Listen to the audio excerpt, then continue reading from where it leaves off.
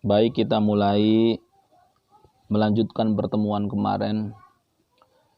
Kemarin sudah Bismillahirrahmanirrahim versi usul fikih menurut Nafahat ala Syarhil Warokoh karya Syekh Abdul Latif ya. Sebetulnya kalau Warokot sendiri itu karyanya Imam Al-Haramain. Saudara-saudara. Bismillahirrahmanirrahim. Qala al-musannifu rahimallahu ta'ala wa nafa'a bihi wa bi'ulumi fid dharain. Amin. Amma ba'du fahadihi waraqatun. Amma ba'du adapun setelahnya fahadihi waraqatun, lembaran-lembaran ini qalilatun yang sedikit, tastamilu yang mencakup ala ma'rifati fusulin atas pengetahuan beberapa fasal min usulil fikhi dari usul fikih, yantafi'u biha bisa mengambil manfaat dengan warokoh ini al-mubtadi wa ghairuhu oleh mubtadi wa ghairuhu. Saudara-saudara sekalian, bahwa musannif menjelaskan hari ini dengan memulai kata-katanya fahadihi waraqatun dengan warokoh. Warokoh itu kan pengertian ta'rif warokoh itu ma tuktabu fihi an-nukus, sesuatu yang ditulis di dalamnya, yaitu an-nukus gitu. Itu warokoh.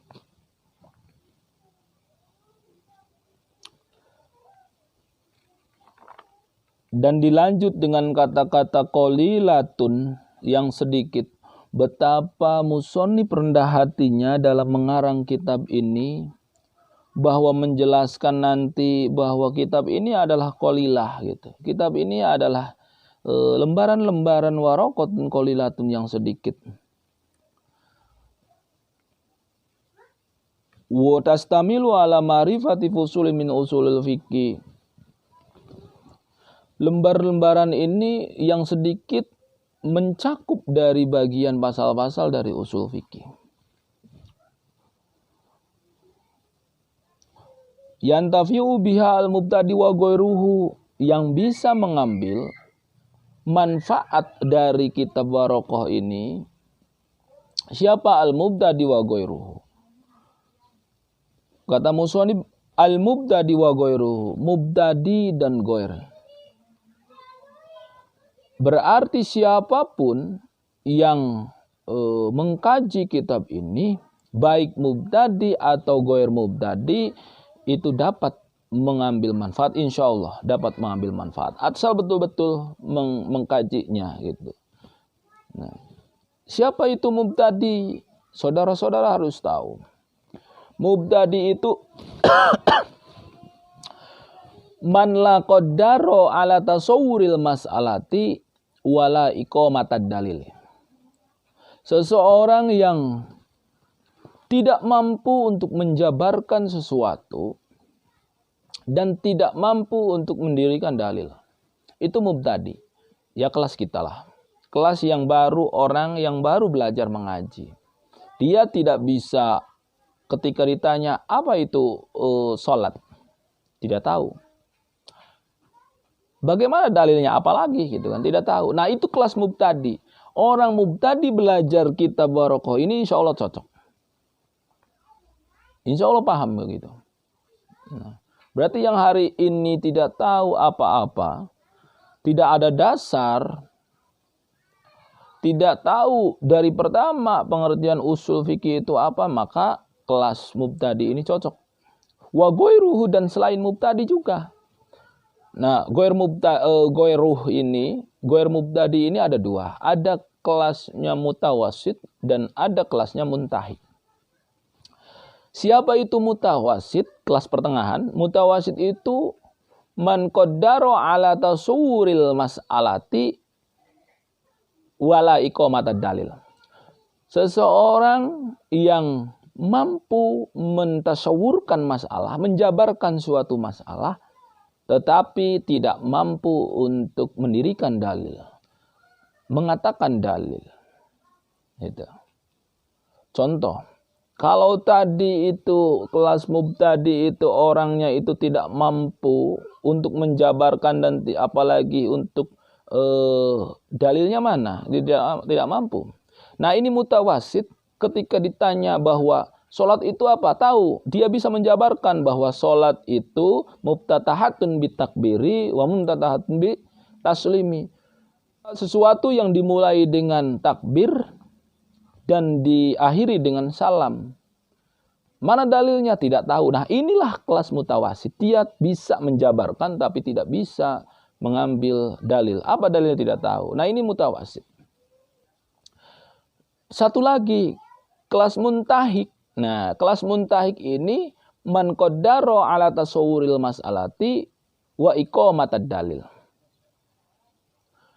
Seseorang yang mampu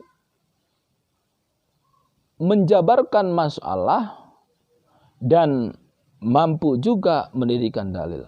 Ditanya tadi sudah mampu, apa pengertian sholat? Sholat itu diawali dengan takbir, diakhiri dengan salam. Mana dalilnya? Wa iqamus sholat, mendirikan sholat. Nah, wajibnya sholat begitu. Nah, inilah kelas muntahik. Semuanya kata musannif yang mengarang kitab Abdul Latif Nafahat ala Syarhil Baraqah ini, semuanya insya Allah cocok untuk yang mengkaji kitab ini, gitu kan. Dari mulai mubtadi, mutawasit atau muntahik. Maka perlu kita ambil hikmahnya, saudara-saudara sekalian, bahwa seseorang ketika misalnya ditanya, ada orang yang mampu menjabarkan, tidak mampu mengambil dalil, maka jangan salahkan begitu kan.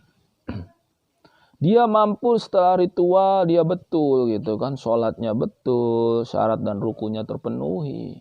Tapi ketika ditanya, apa dalilnya? Dia tidak tahu. Nah, ini kan mutawasit, makanya jangan samakan orang. Kita menilai seseorang itu jangan suka menyamakan gitu kan. Menyamakan semuanya begitu. Nggak bisa itu disamakan gitu kan. Nggak bisa. Harus memang sesuai makomnya gitu. Sesuai tempatnya, porsinya. Oh, berarti dia kalau misalnya dia bisa menjabarkan, dia tidak bisa menjabarkan, dia juga tidak bisa mengucapkan dalil. Dia mengambil dalilnya, oh berarti dia kelas mubtadi. Berarti ya tugas kita gitu. Nah, mutawasit, dia bisa menjabarkan tapi mana dalilnya, ayat berapa, ini apa, enggak mampu dia. Berarti kelas mutawasit. Nah, ini yang muntahik baru dia mampu. Nah, maksudnya musannif di sini untuk mengkaji kitab ini adalah tiga-tiganya cocok begitu. Itu. Wadhalika ay labdu usulil fikhi.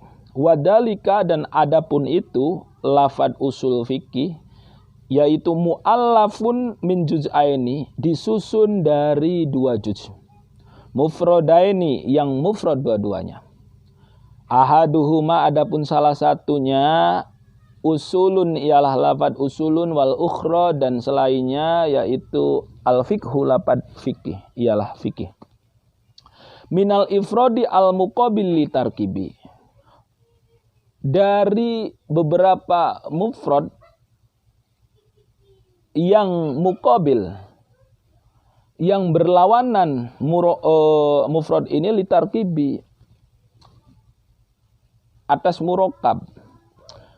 La tasniyata walal jam'a, atau bisa dibaca la tasniyati walal jam'i, takdirnya la li tasniyati walal lil jam'i begitu. Udahlah, itu kajian-kajian yang lain. Lanjut lagi, ulangi lagi. Mufrad di sini yang berlawanan dengan murakkab, lawan dari murakkab. Mufrad, murakkab. Mufrad satu, murakkab itu merangkap. Nah, juz'ain di sini maksudnya mufrad yang itu gitu kan. Usul fikih itu terdiri dari, tersusun dari mufrad, 2 mufrad yang itu, yang berlawanan dengan murakkab begitu. La tasniyata walal jam'a, bukan yang berlawanan dengan tasniyah atau jama'. Nah, itu kan ilmu nahwu itu kan kalau mufrad berarti lawannya itu tasniyah dan jama'. Mufrad itu satu, tasniyah itu dua, jama' itu banyak, lebih dari dua. Nah, tapi bukan itu yang dimaksud oleh musannif ini, begitu. Wal mu'allafu yu'rafu bi ma'rifati ma ulifa minhu. Nah, adapun yang disusun ini bisa diketahui bima ripatima dengan mengetahui sesuatu ulifa minhu yang disusun darinya. Maksudnya begini, musannif menjelaskan bahwa kita bisa mengetahui bahwa yang dimaksud dengan kitab ini adalah kitab usul fikih karena ada dua susunan itu, begitu. Jika tidak ada dua susunan ini, misal usul doang gitu kan, takutnya kita mengartikan bahwa usul kalau tidak ada fikih, tidak disatukan dengan usul fikih, kita takutnya ke usuluddin misalnya atau yang lainnya, atau fikih saja gitu kan, tanpa usul. Nah, makanya dua mufrad ini harus berbarengan, begitu, usul fikih, supaya paham gitu bahwa yang dimaksud oleh musannif di sini adalah usul fikih.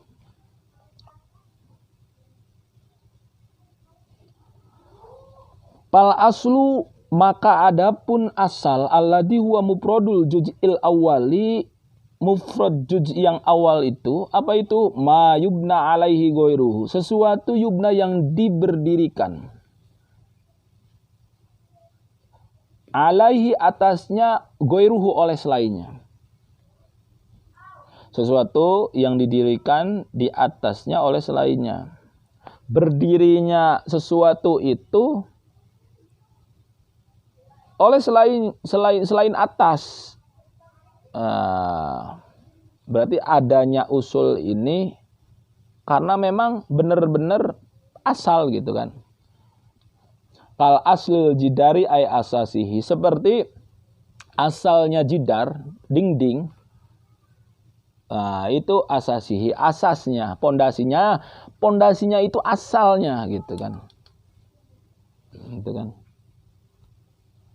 Wal asli sajaroti, dan asalnya pohon itu aitor fiha, jangkarnya, akarnya torof itu kan. Nah, seperti begitu. An-nabiti fil ardi, yang jadi fil ardi di dalam bumi. Beda dengan far'u, wal far'u alladhi huwa muqabilul asli. Faro ini yang tadi yang berlawanan dengan asal, yaitu ma yubna ala ghairihi, sesuatu yang disusun atas selainnya.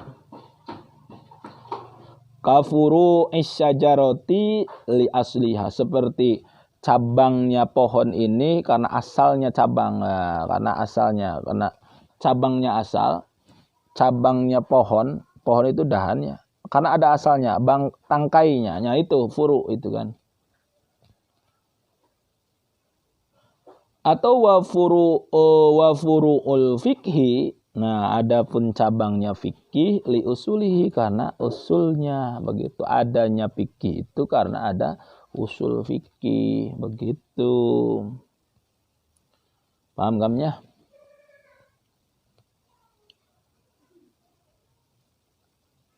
Huwa ajuj usani lahu makna lugawiyun wa huwa al-fahmu.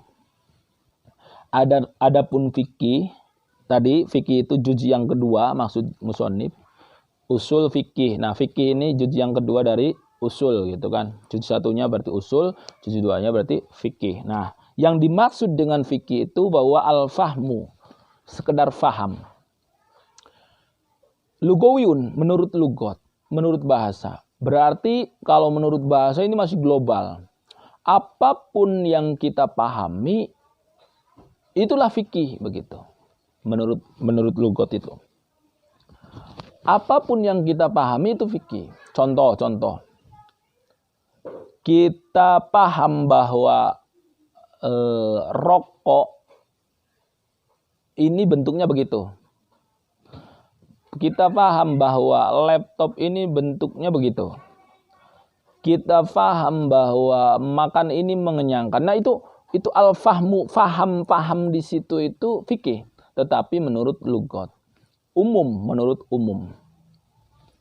Tetapi kalau ditanya ida utlikol masalah, ketika ditanya suatu masalah itu, yansoripu ila istilah, menunjukkan kepada istilah, bukan lugatnya. Begitu. Jadi kita apa nih?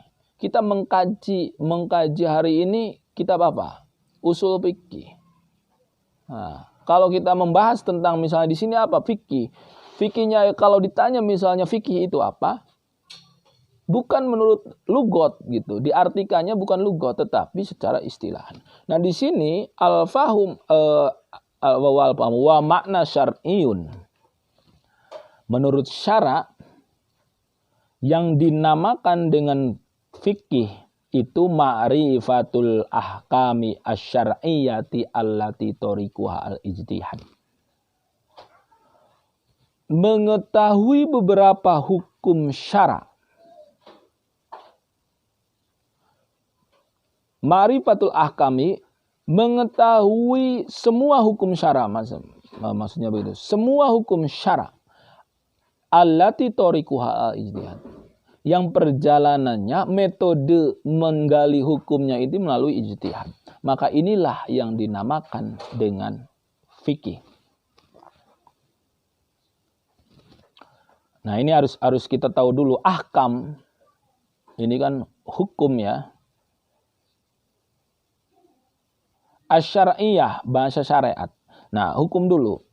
Hukum ini saya kategorikan ada 4. Yang pertama ada hukum akliyah, hukum akal. Bahwa annallaha wahidun, bahwa Allah itu adalah esa. Ini hukum akal. Mengapa? Akal kita berpikir, jika Tuhan ini tidak esa, jika Tuhan ini beranak, berarti dia bukan Tuhan, sama, makhluk dong. Jika Tuhan ini ada 2, berarti bentrok. Berarti kalau yang bentrok itu makhluk. Nah, di sini akal. Dan itu termasuk hukum, tapi hukumnya hukum akliyah. Ada hukum itu, ada hisiyah, tadi 4 ya. Ada hisiyah, hukum adat. Kita tahu bahwa obat Paramek ini menyembuhkan sakit kepala. Kita percaya bahwa minum atau makan nasi ini mengenyangkan. Nah, itu masuknya hukum, tapi hukum hisiyah, hukum adat. Apa yang dimaksud musannif di sini bukan itu, bukan hukum akliyah, bukan hukum adat. Yang ketiga ada hukum istilahiyah. Contohnya bahwa kita menjabarkan bahwa kenapa fa'il itu bisa rofa. Dijabarkanlah. Nah, itu hukum istilah, hukum istilahiyah. Dan yang terakhir hukum syariah. Nah, yang dimaksud musannif di sini, ahkam di sini as-syar'iyah. Makanya langsung dilanjutkan dengan asyariyah. Takutnya memang ke hukum akal, hukum hisiyah, hukum istilahiyah. Makanya di sini yang dimaksud fikih di sini ahkamus syar'iyah, hukum syara.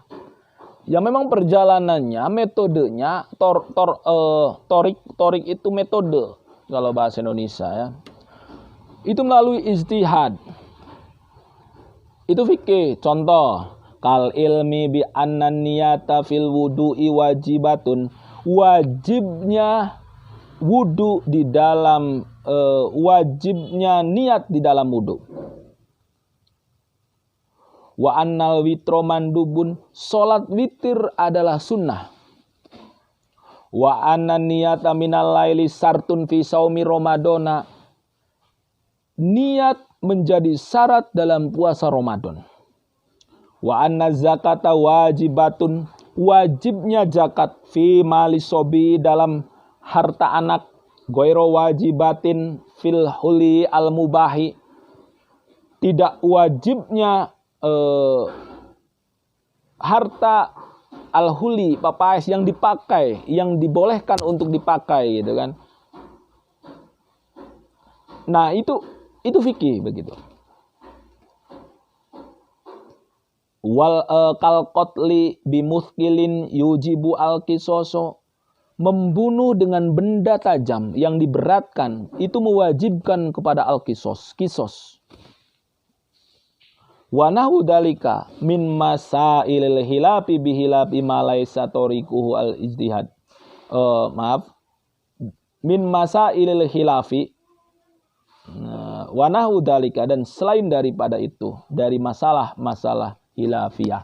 Nah, itu yang disebut dengan fikih. Begitu.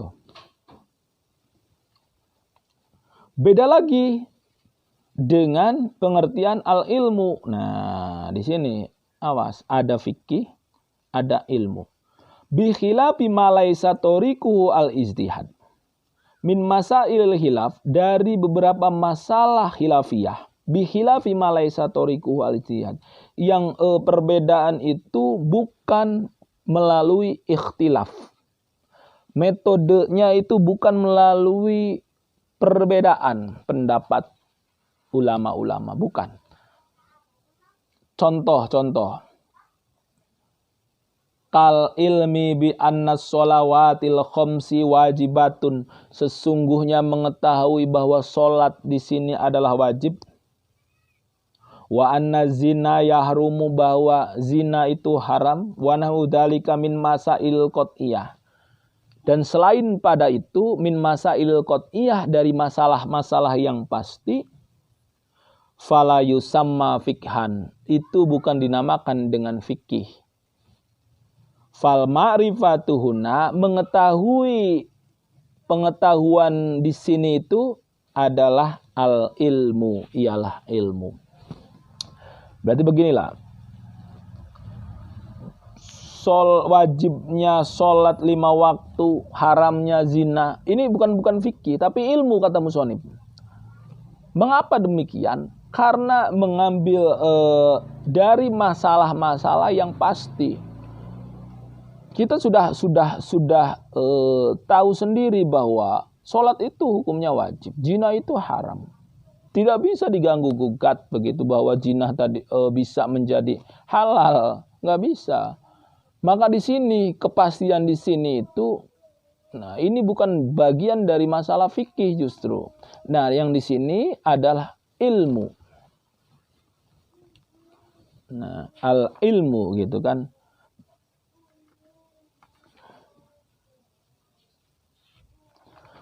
Bi makna doni, dengan makna don.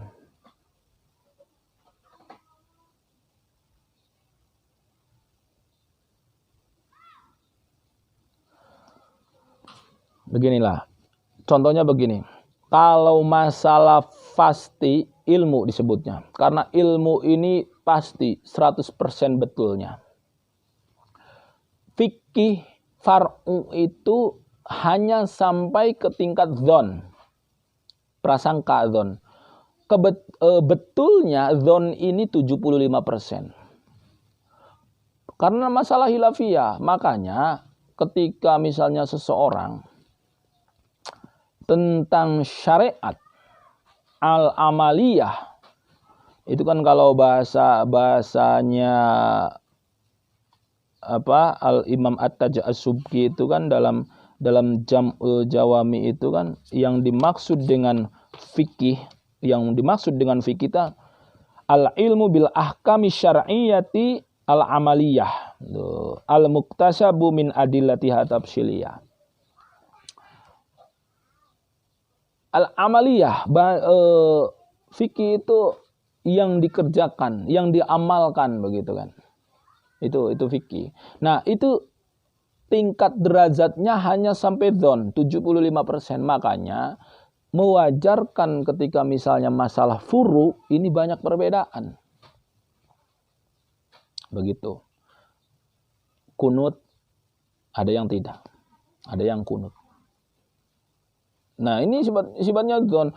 Makanya kalau masalah fikih amaliyah, sudahlah ketika misalnya dia bisa mendirikan dalil, dia tahu dalilnya, dia memegang dalil itu bahwa dalil itu mengartikan bahwa contohnya la masdumun nisa itu diartikan dengan jima, ya sudahlah. Tapi kita artikan bahwa batalnya wudhu itu la masdumun nisa itu antel, bergesekan perempuan lawan jenis misalnya. Nah, ini adalah furu gitu kan. Sudahlah, mau ambil yang mana silahkan begitu. Begitu ya. Paham kan? Kalau masalah furu nggak usah diperdebatkan begitu. Ini hanya sampai sifatnya hanya sampai dzon. 75% betulnya begitu. Karena tadi digalinya melalui metode ijtihad begitu. Wal ahkamu al muradu fi ma dzukira syab'atun al wajibu wal mandubun wal mubah. Nah, demikian dulu dari kami. Nanti berikutnya tentang berapa sih hukum di dalam hukum fikih itu. Ada berapa macam-macam hukum begitu kan. Di dalam yang dimaksud dengan kitab ini nanti pertemuan berikutnya. Wallahu a'lam bishawab.